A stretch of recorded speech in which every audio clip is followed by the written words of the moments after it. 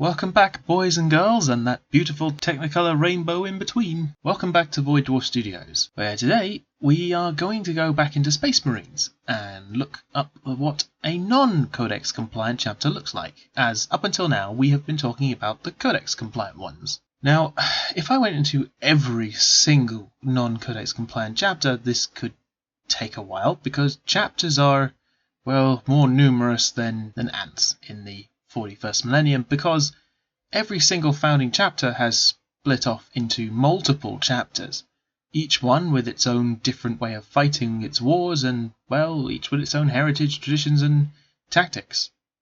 So what I'm going to talk about is the founding chapters, who saw the Codex and went, okay, but I'm not a fan of this. Essentially.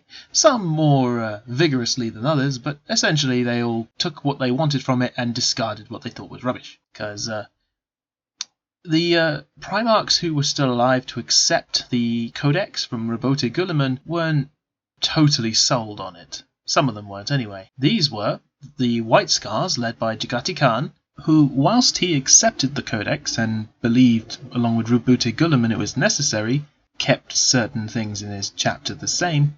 The Dark Angels, led by Lionel Johnson, who were vehemently against it. The Blood Angels, who, no longer with Sanguinius around, were led by their new chapter master, who had a problem and needed to keep it under wraps, so they accepted it. And the Space Wolves, led by Lehman Russ, cos Space Wolves. Each of them, whilst accepting the Codex, took their own pieces from it, and decided to keep what they felt was better and adapt what Robote Guilliman was insisting they change. So whilst each one of these founding legions became chapters, they took what they wanted. Unfortunately, this means I won't be talking about my Black Templars, because they're not a founding chapter. They are an offshoot from the Imperial Fists, who the Imperial Fists did acknowledge the Codex Astartes and are more or less Codex compliant, although to be fair, this did take some convincing, and Rogel Dawn originally was outright hostile towards the Codex. The Black Templars, however, don't care about the Codex. In fact, they probably outright hate it, but as they are not a founding chapter, I will have to make a unique video on them. Maybe when I hit 50 subscribers. That'd be nice. Anyone want to see that? But we shall start looking at these in Legion order. So first up is the First Legion, the Dark Angels. So I'm not going to do a comprehensive history of the Dark Angels here, as I believe every chapter deserves its own video.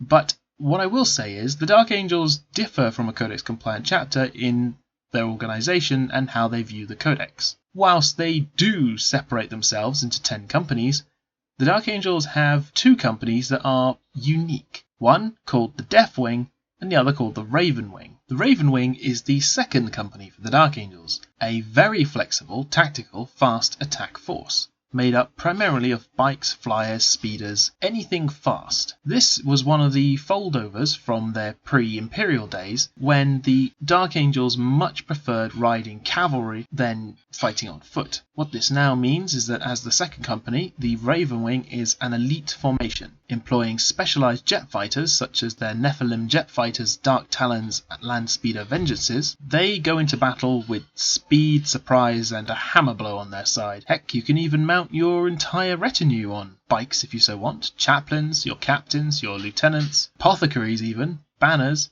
Everyone can be on a bike. The Raven Wing's true mission is to hunt down all the fallen Dark Angels and bring them to the Emperor's light, in inverted commas. The Death Wing, which is the Dark Angels' first company, is made up entirely of Terminator elites, a highly honoured and secretive position which is only available to the privileged few. The Dark Angels are unique because their first company is entirely in Terminator armour. If you remember my previous video, you will understand how ludicrously lucky this is. Even a chapter having 10 suits of Terminator armour is highly difficult and highly prized. An entire company, 100 Battle Brothers in Terminator plate, including your company command, apothecaries and chaplains and hierarchy?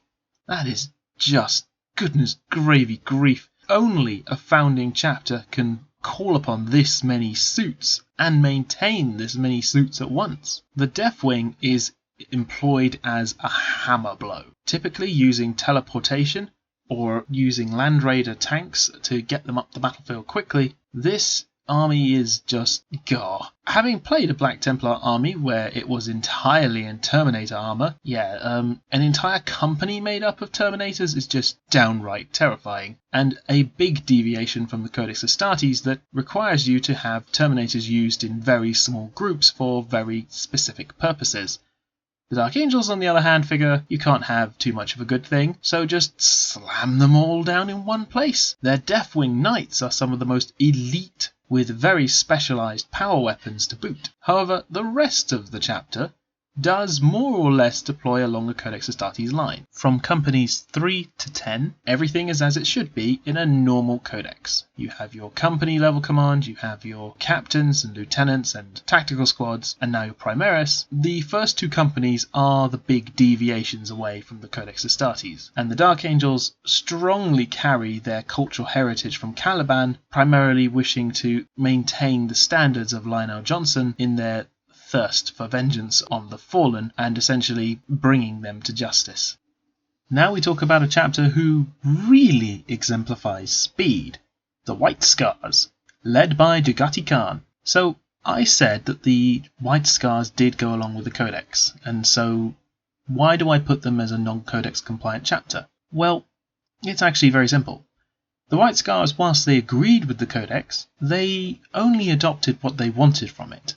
The White Scars' primary mode of combat is bikes. Bikes, speeders and aircraft, with the occasional jump pack.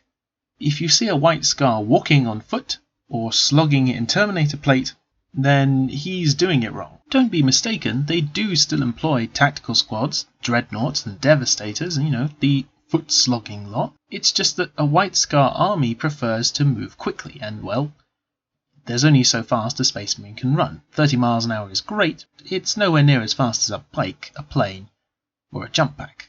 And they still do adhere to a 10-company structure, with elites, dreadnoughts and Land Raiders often being in the first company, because, you need something to help those Terminators get up the field quickly, but companies 2 to 9 are all on bikes. Even Company 10, the Scout Company, are on bikes, because, well, bikes. The White Scar is all about the hit-and-run assault. A White Scar will very rarely commit an entire company to a slugging match of a fight. They will use their bikes to dart in, cause a ton of damage, dart back out, getting the enemy to chase them, and then have an additional force come in, dart in, attack them from a different direction, and dart out again. In this way, the Codex Astartes doesn't really lend much to help, so they more or less just took what they wanted from it and kept their own traditions, using bikes, land speeders and aircraft to really hammer home the point, with the occasional jump pack because, well, they're pretty damn fast too. And White Scars are masters of the hit-and-run assault, whilst the Raven Guard, who are Codex compliant, are masters of being able to do this behind enemy lines. The White Scars will draw the enemy out, hit them really hard, and then just hit them from multiple directions. That's the problem when you fight a White Scar army. You're never entirely sure where the rest of it is, and all of it can outmaneuver you. In this way, a White Scar army can also have its entire leadership on bikes, much like the Raven Wing, except less of the knightly vizard and more Mongol barbarian type thing. And now that Primaris Marines get their own bikes, there are going to be no more excuses for White Scar players to not have bikes in their army that aren't Primaris. And now we go on to a chapter that really did not give a rat's behind about the Codex Astartes. The Space Wolves, led by Leman Russ. Now, Leman Russ was a fierce protester about the Codex Astartes, feeling that breaking up his legion's strength was not only a waste of time, but also highly dangerous, along with Rogal Dawn believing that it left them weaker. So when Leman Russ finally agreed, mostly for the sake of peace, he adopted the Codex in name only. I love what the Space Wolves did. So, the Codex Astartes claimed that you must split your legion up into chapters, and each chapter must have 10 companies. So Leman Russ saw this, and I'd like to imagine that he just kind of grinned and went, okay, I will now set up 12 great companies, except they're all Space Wolves whilst independent of each other, they're also all capable of uniting back into a legion again. And even with the Primaris Marines coming into existence, the Space Wolves have only split into 1 or 2 future chapters, and mostly kept united basically as a legion. It's really hilarious, in my opinion, that this got past Rabute Gulam, and my only guess is that Rabute knew this was happening, because how could he not have known this was happening, and went, oh, I can't be bothered to argue with him again. I'll let him have this one. I'm just glad we're not fighting each other. As I said, the Space Wolves have split themselves into 12 great companies, each one operating effectively as a chapter in its own right, with the final company belonging to the chapter master, although don't let him ever hear you say that. He is the Wolf Lord, and where the chapter elites, dreadnoughts, apothecaries, armories are controlled. In this way, a Wolf Lord has control of every single company, where it goes, what it does, to a limited extent. But at the same time, each great company of them is autonomous enough that they can go off and do their own missions without being bogged down by Codex Astarte procedure. Even the troops for the Space Wolves don't give a rat's behind about the Codex structure. The basic frontline troop is a Grey Hunter, although before you get to that, you have the Blood Claws. The Blood Claws being the new recruits who, instead of being put in a scout company like every other Codex Compliant chapter does, even the White Scars, Dark Angels, and the Blood Angels, which we'll talk to soon, have a scout company that are new recruits. The Space Wolves go, no. You're new, you're hot-blooded, you're full of vigour and vim. You're going to be given a chainsword and a bolt pistol, and you're going to go charge at the enemy until you cool off. The Space Wolves treat their recruits almost as hilariously as the Black Templars, although I suppose at least the Space Wolves put power armor on their new recruits. But anyway, these Blood Claws, or Blood Packs, basically operate as a close combat assault squad. Once they cool down a bit and start getting a bit longer in the tooth, they become Grey Hunters that are the sort of equivalent of tactical marines for other chapters. More often than not, keeping a chainsword and bolt pistol handy, but taking up a bolt gun in addition. And it's not just this that completely flouts the Codex Astartes. The Space Wolves also have a number of unique units, including the Thunderwolf Cavalry. This is not a Codex advised unit. In fact, I'm relatively confident this wasn't even a suggested unit. I'm relatively sure the Codex has no mention of giant wolves and how to use them, but who knows, it is Rabute Gulam. So giant wolves, and Space Marines can mount them and fight on them. And these giant wolves don't seem to care that much that a several-ton humanoid is on their back. Yeah, it's going to be interesting to see if Rabute Gulam will attempt anything to bring them into a more Codex-compliant state. We know that the Primaris Marines have had a little trouble integrating with the Space Wolves, predominantly because the Space Wolves were so vehemently against Primaris Marines. Although they have seen their tactical use, they have come to recognise that many of these Primaris Marines were Fenrisian born, and just, they got put in stasis and made into Primaris, and so they were away for a long time. So they are warming to the Primaris, but their system hasn't changed. Whilst you can field an entirely Primaris Space Wolf army, and, it has the basic intercessors and everything else, the Space Wolves don't organise their companies this way. The Primaris sort of are squished in. They're kind of ad hoc added. Or they're just put into groups all by themselves and told, go off and do a thing over there. The Space Wolves might have accepted Primaris for now, but that doesn't mean they have entirely trusted them yet. Although they certainly now have a great deal less distrust thanks to all the awesome stuff they've been doing. And now we have the Blood Angels, your space vampires. And no, I'm not kidding. We've had space werewolves, we now have space vampires. And they agreed to the Codex Astartes for a number of reasons. First of all, their Primarch was missing, so it's hard to know what Sanguinius would have made of the Codex Astartes. I would guess he would have agreed to it, but who knows.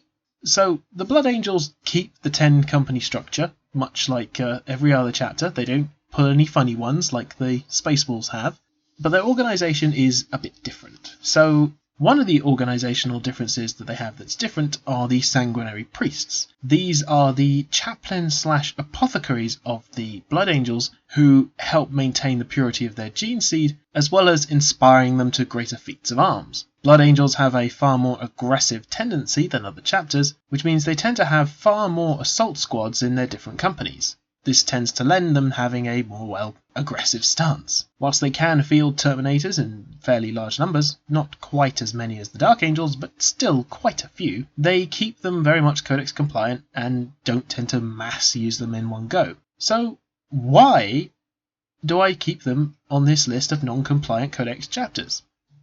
Well, it's when you start looking closer at the Blood Angels as they get a bit too caught up in their red thirst and eventually succumb to the Black Rage. Now, again, I want to go into each chapter properly in its own video, so I'm not going to go into too much detail, but basically, the red thirst is when a Blood Angel succumbs to their desire to drink blood and eat flesh, and the Black Rage is when a Blood Angel goes mad. Essentially, it doesn't matter if you're a Dreadnought, like the Blood Angel Death Company Dreadnought chassis, which you can potentially succumb and be interred within, or you're a Blood Angel Captain, Sergeant, Tactical Marine, Assault Marine, Chaplain, doesn't matter. Eventually, inevitably, every Blood Angel succumbs to the Black Rage, and this means there is only one fate left for them. The Death Company. And the Death Company is its own entity. A Death Company exists outside of the 10 company structure. It is more fair to say that it is a Death Squad. Death Company Marines are put together in squads, and they tend to be used more or less like shock troop cannon fodder, more or less. Essentially, once a Blood Angel succumbs to the Black Rage, they become raving lunatics who only see the death of their Primarch and go mad in their minds. This drives them to ever-increasing fury, believing that they're fighting the traitors during the Horus Heresy. And so this means that Death Company chaplains, those who are still strong enough to keep themselves sane, lead these squads of doomed souls into battle with the sole objective of dying. Yeah, dying. This is the end for any Blood Angel.